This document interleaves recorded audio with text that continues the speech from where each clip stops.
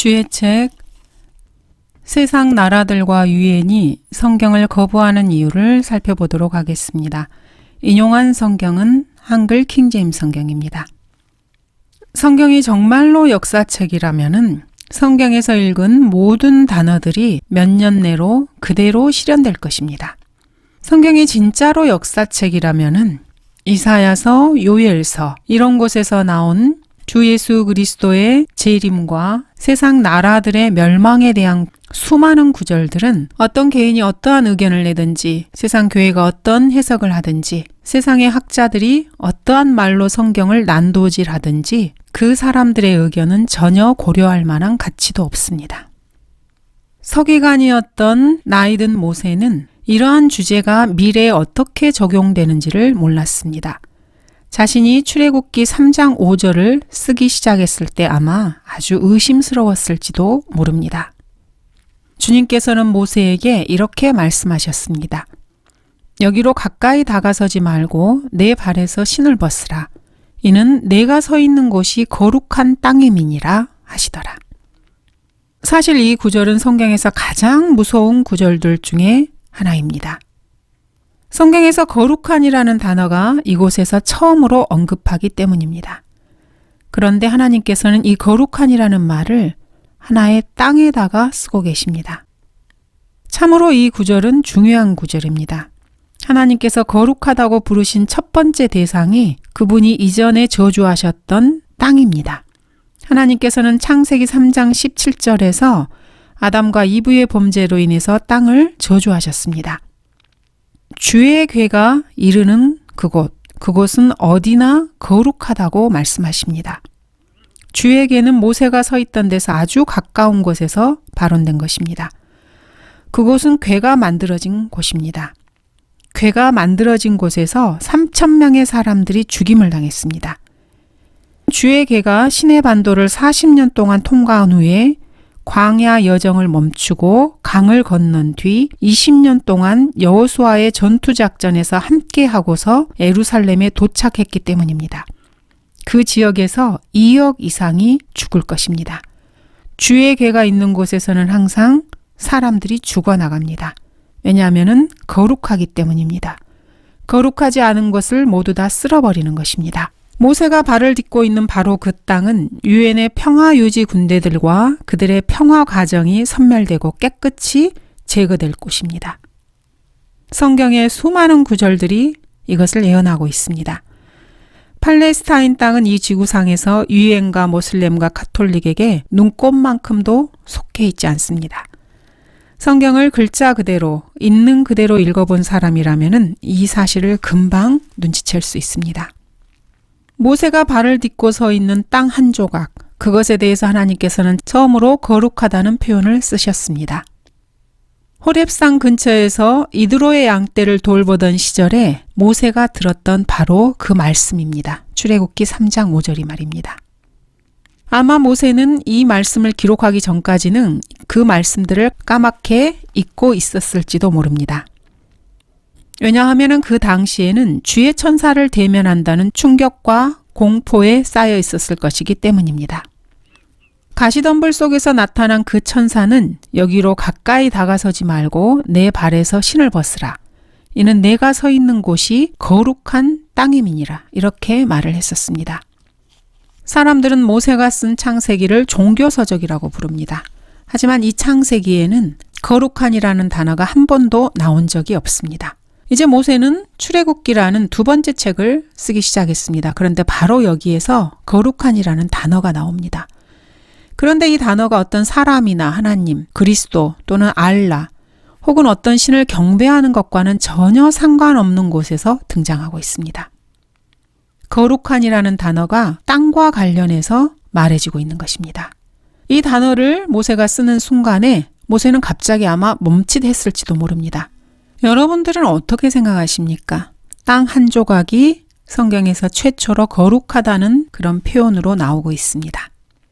모세는 아마도 체면에 걸린 사람처럼 자신이 쓴 그 단어를 계속해서 노려보고 있었을지도 모릅니다. 그 단어에 너무나 마음이 빼앗겨서 자신에게 성경을 기록하게 하신 감독자께, 즉 하나님 아버지께 나는 내 조상의 하나님이라고 말씀하시는 그것을 아마 제대로 듣지 못했을지도 모릅니다. 모세는 자기가 잘못 들은 줄 알고 이 거룩한이라는 단어를 1평방마일도 안 되는 작은 땅 조각이 아닌 하나님께 붙였을지도 모릅니다. 그래서 나는 내 조상의 거룩한 하나님이니 이렇게 썼을지도 모릅니다. 왜냐하면 하나님은 거룩하시니까요. 세상 사람들이나 일반 학자들은 이렇게 기록하는 것이 오류 없고 영감받은 최초의 원본이 맞다. 이렇게 생각할 수 있습니다. 학자들은 이런 식으로 주장을 합니다. 하나님께서는 도대체 어떤 이유에서 거룩하신 하나님으로서 자신의 모습을 드러내시기도 전에 지구 위에 있는 아무도 생각하지 않는 땅 한 조각에다 거룩한이라는 단어를 먼저 쓰셨을까요? 하나님께서는 레위기 11장 44절에 이렇게 말씀하십니다. 너희는 스스로 성결케 하여 거룩하게 될지니라. 이는 내가 거룩함이라. 여기에서 하나님께서는 자기 자신이 거룩하다고 말씀하십니다. 그 이전에는 결코 이러한 표현을 쓰시지 않았습니다. 어째서 땅 한 조각이 그 형용사의 용례에 있어서 이스라엘의 거룩하신 분, 이보다 더 앞서서 나올 수 있습니까? 일반적인 생각으로 보자면 참으로 비합리적으로 보일 수밖에 없습니다. 어처구니 없게 보일 수도 있습니다. 이러한 표현은 사실 비종교적이고 터무니없는 신성모독적인 몰상식이라고 볼 수도 있습니다. 하나님께서는 노아의 방주에 거룩한이라는 단어를 사용하신 적이 없습니다. 에덴 동산을 만드셨을 때에도 에덴 동산이 거룩하다던가 거룩한 땅이라던가 이런 표현을 사용하지 않으셨습니다. 아브라함, 이삭, 야곱, 요셉, 유다의 일대기를 쓰실 때에도 거룩한이라는 단어를 사용하신 적이 없으십니다. 창세기 3장에서부터 22장, 39장, 40장, 49장을 기록하실 때 하나님의 아들에게도 거룩한이라는 단어를 사용하신 적이 없습니다. 그런데 어떻게 해서 갑자기 땅 한 조각이 거룩한이라는 단어로 표현되고 있는 것입니까?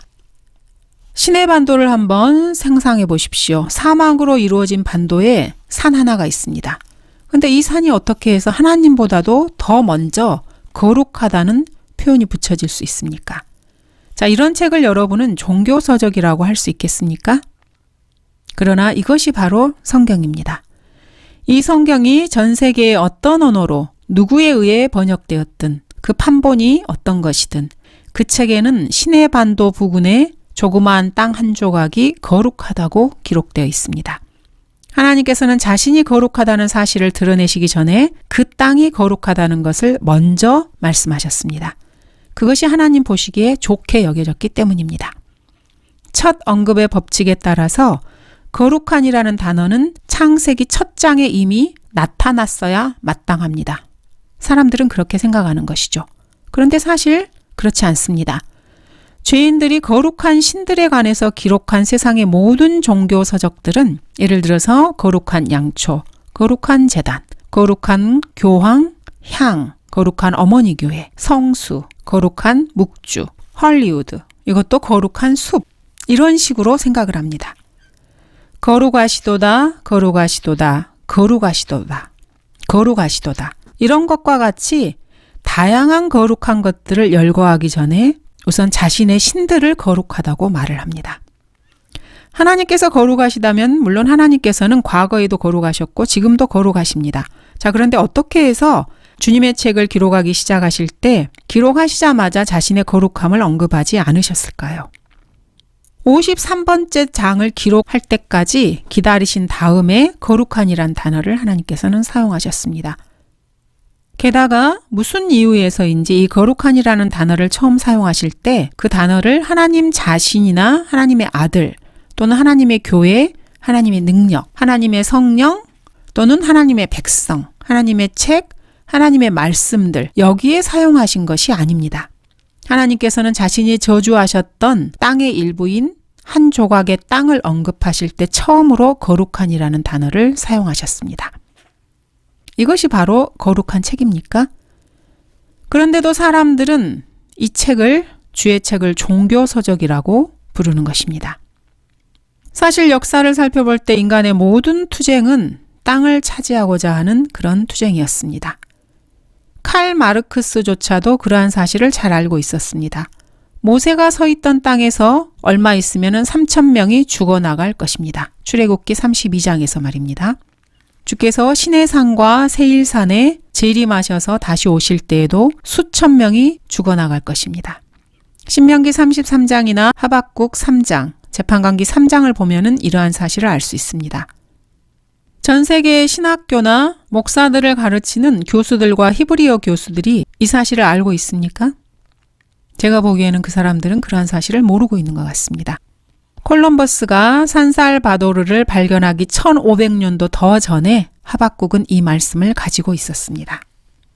한번 살펴보겠습니다. 하박국 3장 3절입니다. 하나님은 테만으로부터 오시며 거룩하신 분은 파란 산으로부터 오셨도다. 셀라. 그의 영광이 하늘들을 덮으며 그를 찬양함이 땅에 가득 찼도다. 성경에서 셀라가 나오면은 여러분은 예수님의 재림을 생각하시면 됩니다. 6절도 이렇게 말씀하고 계십니다. 그가 서시어 땅을 측정하셨으며 그가 보시어 민족들을 흩으심에 영원한 산들이 흩어졌고 영속하는 작은 산들이 엎드렸으니 그의 행하심은 영원하시도다. 12절은 이렇게 말씀하십니다. 주께서는 붕괴 가운데 땅을 활보하셨으며 분노 가운데서 이방을 밟으셨도다. 주님께서 자신의 발을 땅에 딛고 이방 왕국들을 멸하시는 모습이십니다. 이방 민족을 자신의 발로 밟으시는 재림을 묘사하고 있습니다. 세계 1차 세계대전이 있기 3000년도 더 전에 모세는 이 말씀을 기록했습니다. 신명기 33장 2절에서 말입니다. 그가 말하기를 주께서 시내에서 오시어 세일에서 일어나시고 파란 산에서 비치시며 그가 수만 성도들과 함께 오셨으니 그분의 오른손으로부터 그들을 위한 불같은 율법이 나갔도다. 모세는 자신의 마지막 유언에서 주 예수 그리스도의 재림을 묘사하고 있습니다. 그렇지만 AD 2000년이 지난 지금까지 이 일은 아직 일어나지 않았습니다. 역사책이라는 것은 사실 그 역사가 일어난 후에 후세의 사람들이 기록하는 것입니다. 그러나 성경, 이 역사책은 이 역사가 일어나기 전에 미리 그 역사를 기록하고 있습니다. 이런 이유로 전 세계의 모든 교실에서는 이 성경을 치워야만 합니다. 믿을 수 없기 때문이죠. 하나님을 자신의 역사에서 배제하고 싶은 것입니다.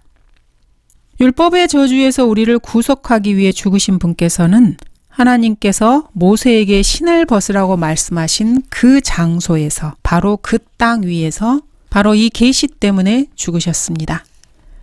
사람은 율법으로는 의로워질 수 없는데 이 모든 것들로부터 사람을 의롭게 하시고 율법의 저주로부터 우리를 구속하기 위해서 죽으신 분께서 올리브산에 서시기 전에 바로 그 장소로 돌아오실 것이기 때문에 그 땅은 거룩한 것입니다.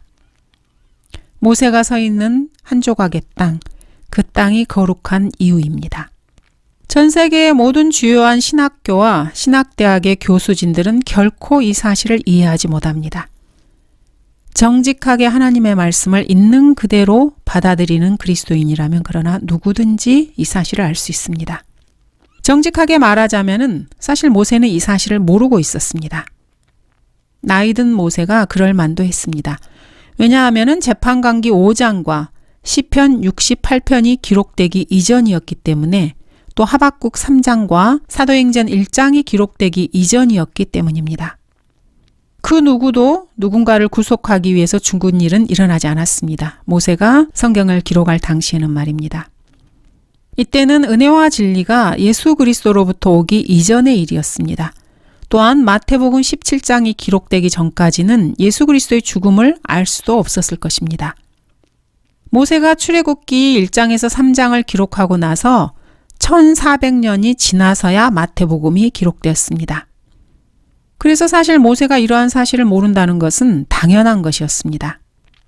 하지만 C.I. 스코필드나 헨리 모리스, 벌링거 등 현대의 신학자들과 신학교 교수들, 목사들은 이러한 사실을 모를 이유가 전혀 없습니다.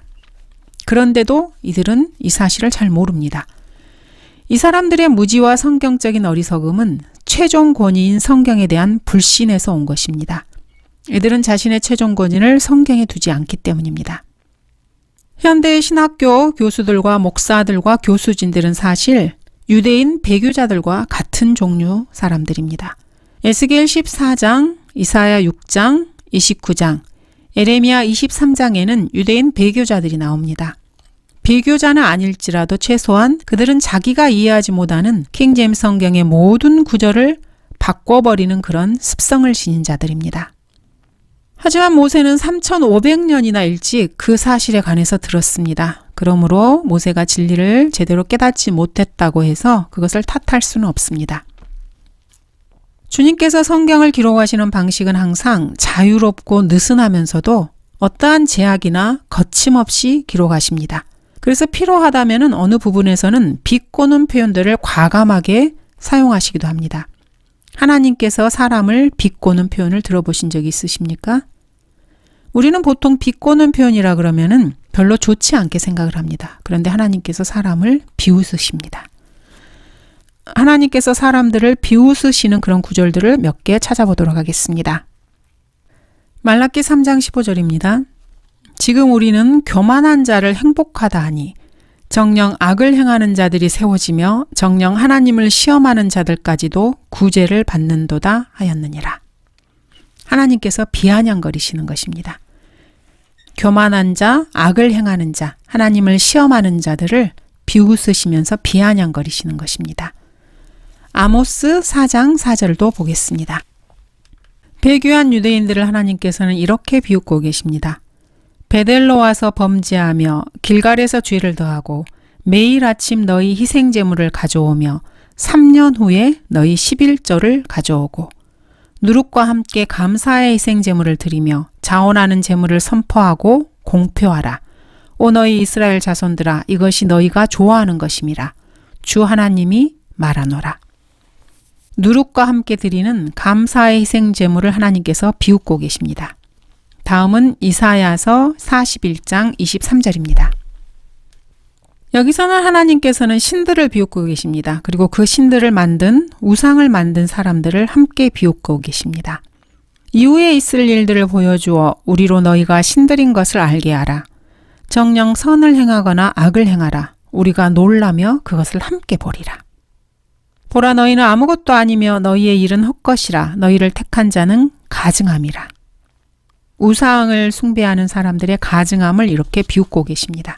예언을 하지 못하는 신들을 섬기는 모든 자들은 하나님 보시기에 헛것이고 악한 자들입니다. 가증한 것이죠.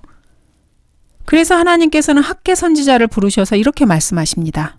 기록하라 내가 말할 것이요 너는 기록할지라. 그런 방식으로 이 역사책 안에 하나님의 호흡을 불어넣을 것이다.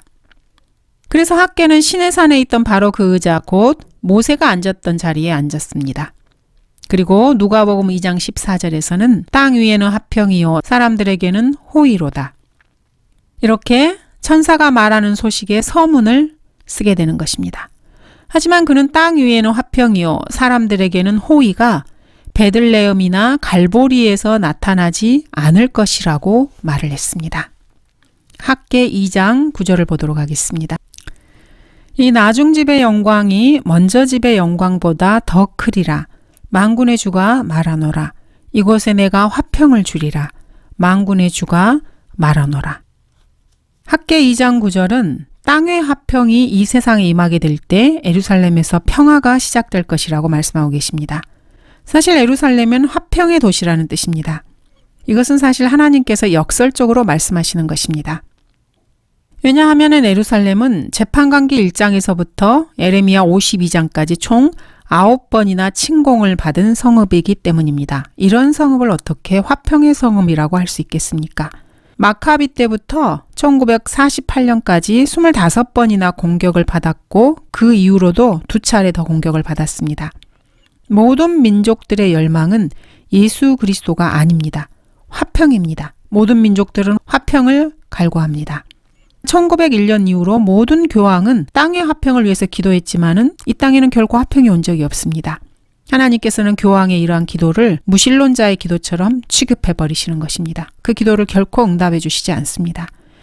하나님께서 이 화평의 도시 예루살렘에 평화를 가져오시기 전에는 이 세상에 그 어떠한 평화도 주시지 않을 것입니다. 베들레헴이나 갈보리 이 두 장소 모두 화평의 성읍인 예루살렘의 경계 안에 있지 않습니다. 땅 위의 화평은 선지자들을 죽인 성읍인 예루살렘에 화평이 있기 전까지는 결코 없을 것입니다. 예루살렘은 소돔과 이집트라고 계속해서 불릴 것입니다. 주님이 오시기 전까지 말입니다.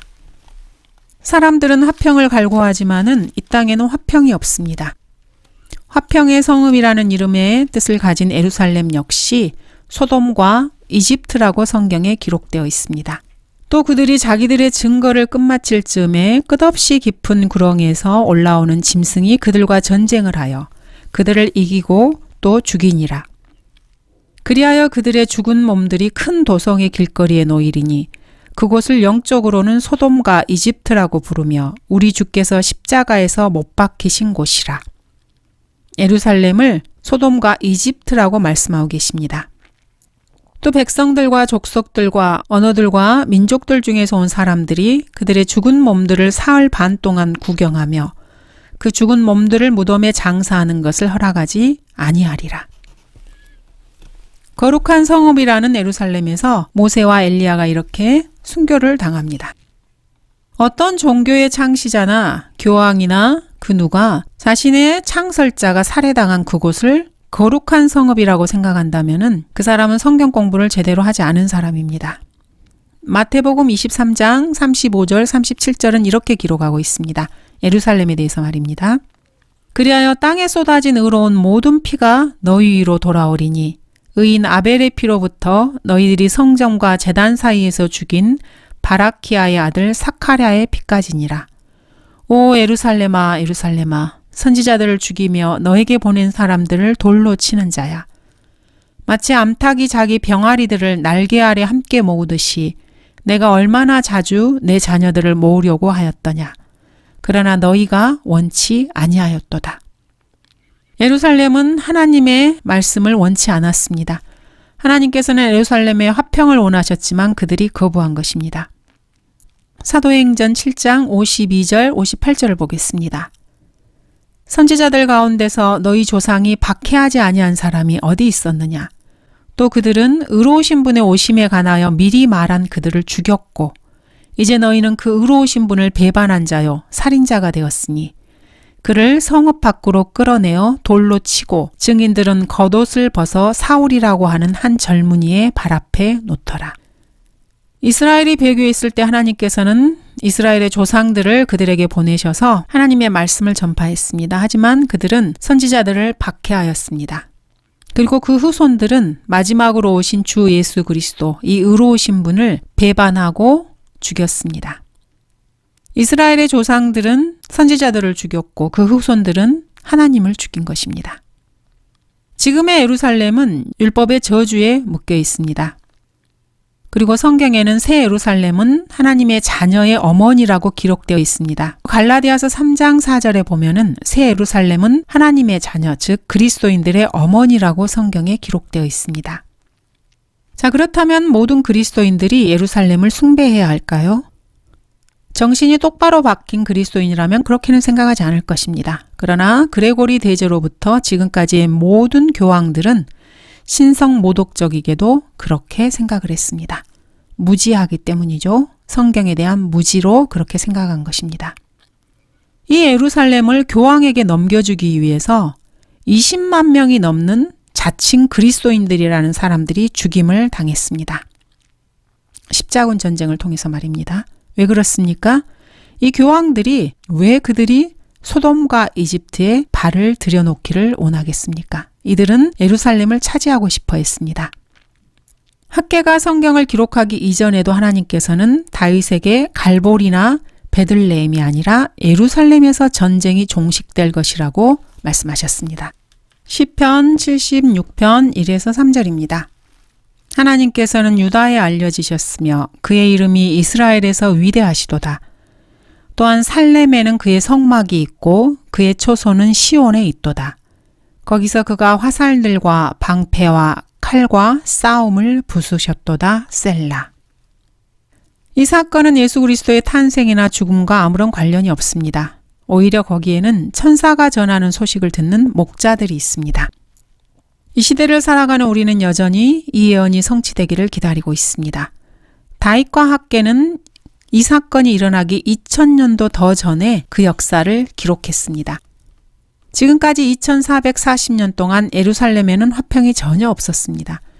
예루살렘과 화평은 전혀 어울리지 않는 단어입니다. 완전 불가능해 보입니다. 그러나 선지자 학개는 모든 민족들의 열망이 이르리라 이렇게 말했습니다.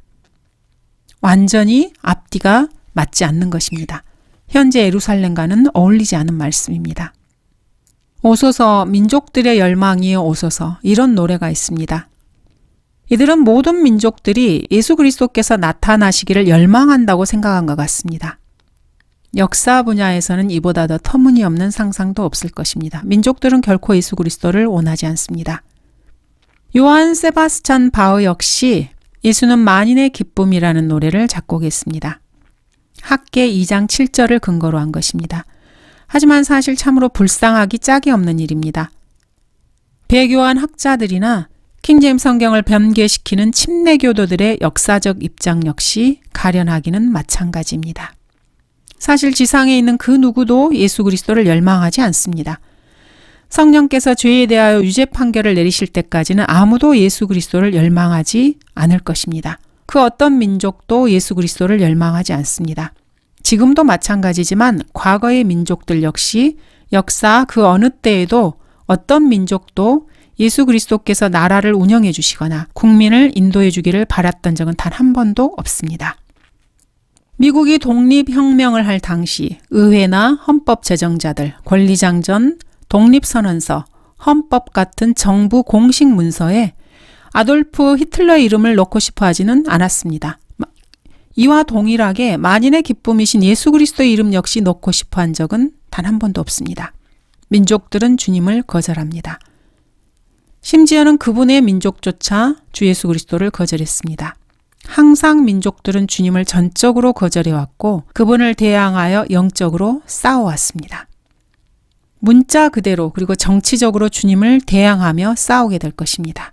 1900년 이래로 신문을 읽어본 사람이라면 누구든지 모든 민족들의 열망이 누군가의 종교적 신념이나 교회 또는 성사, 어떤 사람의 믿음과는 무관하다는 사실을 잘 알고 있을 것입니다. 2000년이 지난 이래로 텔레비전이나 라디오 방송, 잡지, 신문, 서적 이들은 같은 말을 되풀이하고 있습니다. 모든 민족들이 열망한다고 항상 공언했던 그 말을 되풀이하는 것입니다. 이들은 땅 위에는 화평이요 사람들에게는 호의가 임하기를 바랍니다. 땅에 화평이 임하기를 바라는 것입니다. 주 예수 그리스도를 바라지는 않습니다. 감사합니다.